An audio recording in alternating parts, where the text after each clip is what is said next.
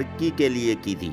और नबील वहाँ से वापस हुआ और वो अपनी बहन के पास भी नहीं गया कि मेरे हालात अभी सही नहीं है, तन पर कपड़े भी नहीं है और जेब में पैसे भी नहीं है, अभी कैसे जाऊं उसके पास। वो अपने शोहर के साथ खुश होगी और मैं जाऊं, हो सकता है कि उसकी बेइज्जती हो जाए।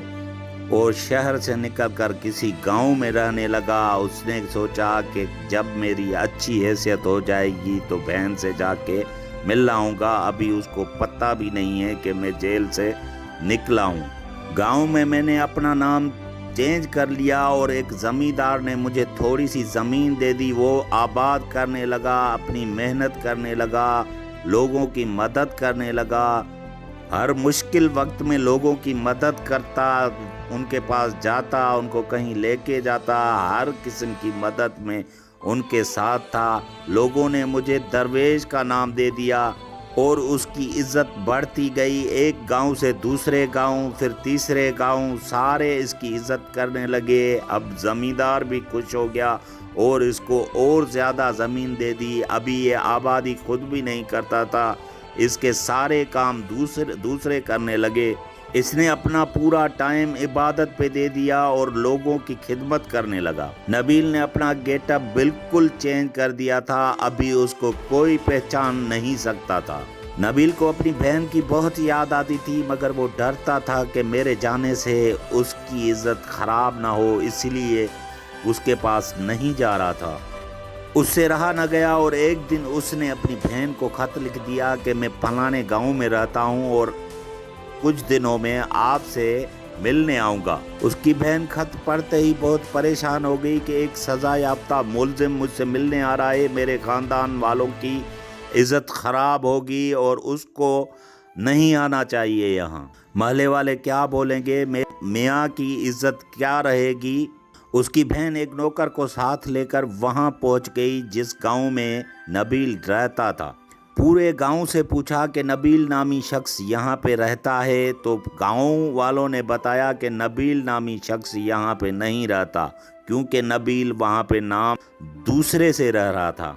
गांव वालों में से किसी ने कहा कि दूर ज़मीन में एक दरवेश रहता है, आप उससे पूछ लें, उसके पास बहुत सारे लोग आते हैं, हो सकता है वो आपको बता दे। और उसकी बहन उस झोपड़ी में आ गई जहां नबील रहता था। उधर कुछ लोग बैठे हुए थे। नबील नमाज अदा कर रहा था। नमाज अदा करके देखा कि एक औरत आई है। गौर करने पर उसके देखा तो ये तो उसकी बहन है, मगर खामोश रहा। नबील ने कहा, बेटी क्या काम है।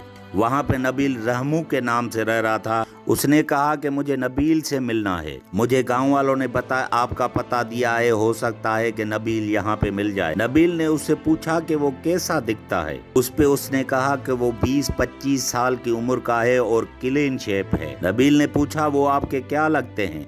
उस पे उसने बोला कि वो मेरा रिश्तेदार है। नबील ने मुंह दूसरी तरफ कर लिया और रोने लगा कि उसकी बहन ने उसकी आवाज़ तक नहीं पहचानी। वो दौलत में इतनी अंधी हो गई है। नबील ने उससे मुखातिब होते कहा कि आपको इतनी परेशानी है कि शहर से गांव में उसको ढूंढने आई हैं। और उसने लापरवाही से कहा कि परेशानी काहे की, इज्जत का मामला है, उससे बस 2-4 बातें करनी थी।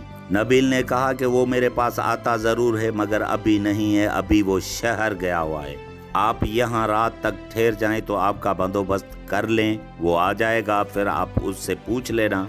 नहीं बाबा जी, मुझे वापस जाना है, मेरे पास वक्त बहुत कम है। अगर आपको परेशानी ना हो तो वो बातें मुझे बता दे, मैं उसको बोल दूंगा। उस पे उसने कहा कि आप उससे कहना कि मुझसे मिलने हरगिज़ नहीं आए। और नबील ने कहा, क्यों। उस पे उसने कहा कि उसने बैंक में डाका डाला और 3 साल सज़ा काटी है और हम इज़्ज़तदार लोग हैं, उसकी वजह से हमारी इज़्ज़त खाक में मिल जाएगी। और मैं ये नहीं चाहती कि उसकी वजह से हमारी फैमिली की बदनामी हो और हमारी फैमिली का वास्ता एक चोर और सज़ा याफ्ता मुलजिम से हो। बस मैं उससे नहीं मिलना चाहती जिसको अपने ख़ानदान और घर वालों की इज्जत प्यारी ना हो, उससे मैं नहीं मिलना चाहती। नबील बोला, ठीक है, मैं उसको बोल दूंगा। और उसने फिर से कहा कि बाबा जी, उसको ज़रूर बोलना कि वो मेरे घर नहीं आए, نہیں تو اچھا نہیں ہوگا۔ اس کے جانے کے بعد نبیل زاروں زار رونے لگا اور جھوپڑی سے اٹھا اور کہیں کو جانے لگا۔ کافی دن گزر گئے، وہ کیسی حالت میں تھا کسی کو پتہ نہیں تھا۔ ایک دن جب اس کی آنکھ کھلی تو وہ پاگل خانے میں تھا۔